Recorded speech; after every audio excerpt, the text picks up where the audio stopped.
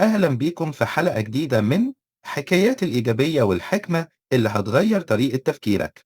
قبل ما نبدأ ما تنسوش تعملوا لايك شير وتشتركوا في القناة، وكمان شاركونا رأيكم في التعليقات عشان تساعدنا ننشر الخير والفايدة للكل. سؤال اليوم المهم: إزاي تخلي الالتزام بالعادات الجديدة سهل ومش ممل؟ كتير مننا بيبدأ بحماس شديد، ولكن بعد كام يوم الحماس ده بيختفي وبنرجع لنقطة الصفر. المشكلة الحقيقية مش في الإرادة القوية، المشكلة في الطريقة اللي بنحاول بيها. السر اللي بيكشفه كتاب العادات الذرية هو استراتيجية ربط العادة أو habit stacking. إيه معنى ربط العادة ده؟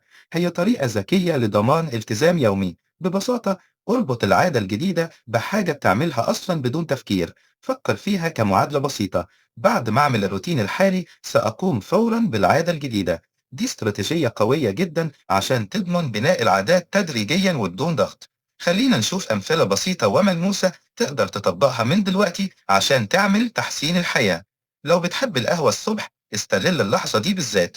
قهوتك خلصت؟ تمام، يبقى بعد ما اشرب القهوة هعمل دقيقة واحدة رياضة، دقيقة واحدة بس، مش لازم ساعة كاملة عشان تبدأ في بناء العادات. مثال تاني بيخص هدف تطوير الذات: بالقراءة. سواء كنت بتاكل وجبة الفطار العادية أو السحور في رمضان، بعد ما أخلص وجبتي هقرأ صفحة واحدة بس من كتاب. صفحة واحدة هتضمن تطوير الذات بشكل تراكمي، ودي قوة العادات الذرية.